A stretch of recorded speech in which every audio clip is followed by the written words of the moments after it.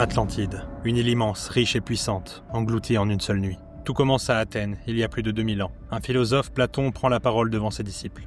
Écoutez, il y a 9000 ans, une grande puissance se dressait face au monde. Elle dominait les mers et les terres. Son nom, l'Atlantide. Les élèves retiennent leur souffle. Platon continue. C'était une île immense, au-delà des colonnes d'Hercule, là où commence l'océan Atlantique. Les Atlantes étaient riches, puissants, avancés dans les arts et les sciences. Mais leur orgueil les perdit. Ils voulurent conquérir le monde. Les dieux indignés les frappèrent. Et en un seul jour, en une seule nuit, l'Atlantide disparut sous les flots.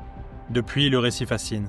Certains y voient une simple allégorie, une métaphore inventée par Platon pour dénoncer la démesure des cités de son temps. Mais d'autres y cherchent la trace d'un continent perdu. Certains affirment que l'Atlantide se trouvait près de la Crète, liée à l'explosion du volcan de Santorin. D'autres la placent en Espagne, au Maroc, aux Açores, voire en Antarctique.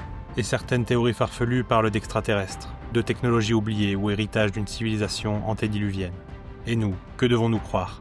Peut-être que l'Atlantide n'existe que dans nos esprits.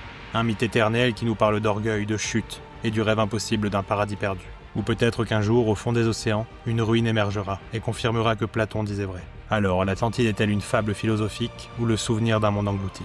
À toi de choisir. Avant de partir, j'ai une énigme pour vous. Je m'ouvre sans clé et me ferme sans porte. Qui suis-je ? Si tu as trouvé la réponse, laisse-la en commentaire.